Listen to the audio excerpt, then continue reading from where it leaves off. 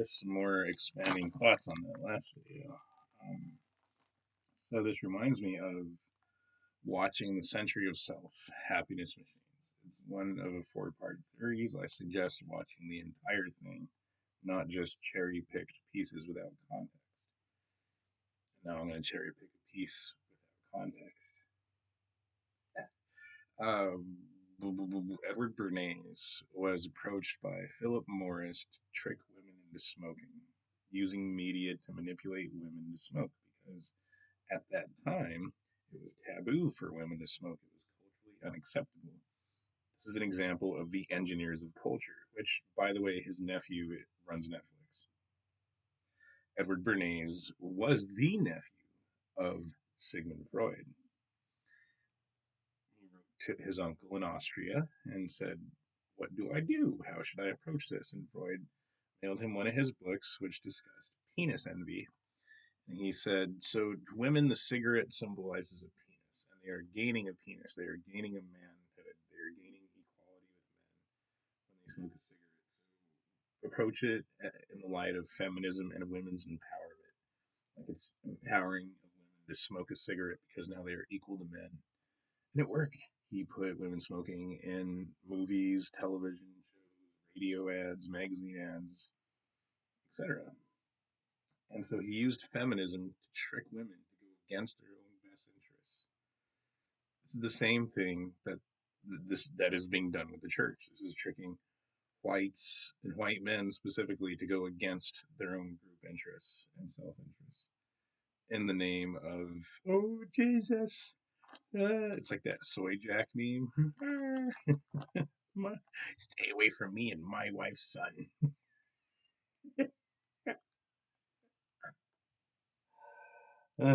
But beyond that, or aside from that, my roommate, it appears, is suffering a vitamin deficiency. So I actually successfully analyzed him and started treating him. I'm not going to keep it up, probably. Better than his doctor. I might keep it up. I gave him some of this stuff. This is $45 for this one container. And it helped. He's limping less, he's in less pain, and so he's suffering from. I can't imagine it's just a potassium deficiency. It's probably a combination of multiple vitamin deficiencies. And so, because he's stupid, this is an example of how both sides of race mixing have pros and cons. There are cons to race mixing, blood donations, organ donations, and shorter lifespans, etc. But there's also pros and cons to inbreeding, right? Not race mixing means inbreeding, but you get to maintain a hereditary high IQ like the Ashkenazi have, etc., etc., etc. So the roommate's really inbred, not very smart, but really good organs. Like his digestion is much better than mine because he drinks hard water and sodas and isn't suffering from organ failure or kidney stones or any of the thing that my family has suffered from just from drinking hard water and soda. So it makes me think I can help him. I can do the right thing. Well, I don't know if it's the right thing. Morality is subjective, but what Christianity would say is the right thing, and this would be detriment to myself to help somebody else, right? Because then I use this stuff for me. I don't even have all my parts. I'm missing toes in my hand. So why am I helping the guy with both hands and all his feet? Why isn't this? Shouldn't this be the other way around? Shouldn't the not physically disabled person be helping the physically handicapped person? Is that just the selfish stupidity of Americans? It's only about me.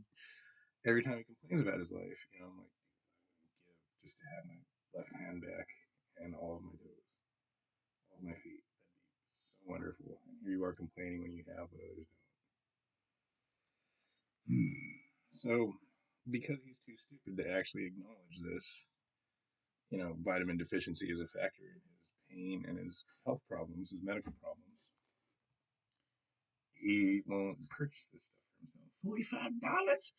That's too much, man. I'm in pain. Doctors don't know shit. That's what he said. So the only way that it's going to get better is with me getting him to drink this stuff, like just tricking him into it because I'm paying for it and he's not. So I can be detrimental to myself because this means this stuff will run out for me faster, less for me, but it means that he'll be able to walk with less pain and things like that. Or I can be selfish. I'm still on the line about it.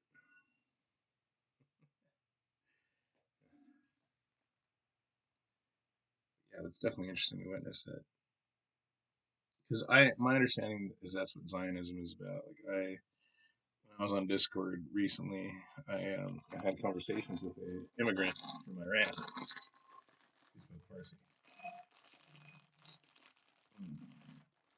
and he was saying that Zionism is all this left wing stupidity, and I'm like, no, Zionism is beyond that. That's just a vessel that Zionism will use, like a car. Zionism isn't the car; it's the driver. It gets out and utilizes other cars, political, groups and boundaries and ideologies and things like that. I don't know. These are just facets of it. They're not the whole thing. It's just a facet of it.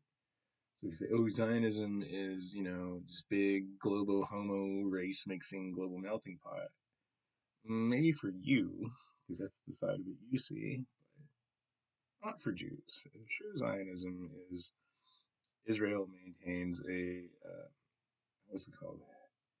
Hegemony. There's a misogyny and hegemony. Yeah, so heterogeneous. They don't race mix. They maintain their pure blood lines. In Israel and the rest of the globe, race mixes. The Gentiles become one Gentile race of mixed blood, and this lowers the IQ of the intelligent Gentiles while raising the IQ of the unintelligent Gentiles, right? Like the 44-point gap between white Jews and black Jews is 110 on average of Ashkenazi IQ, and 66 is the average of sub-Saharan Ethiopian IQ. So you meet in the middle and you get like an average 90 IQ Gentile global population, which is perfect for slavery or employment, however you want to call it. So Zionism is using any vehicle necessary to get to its destination: feminism, Christianity, etc.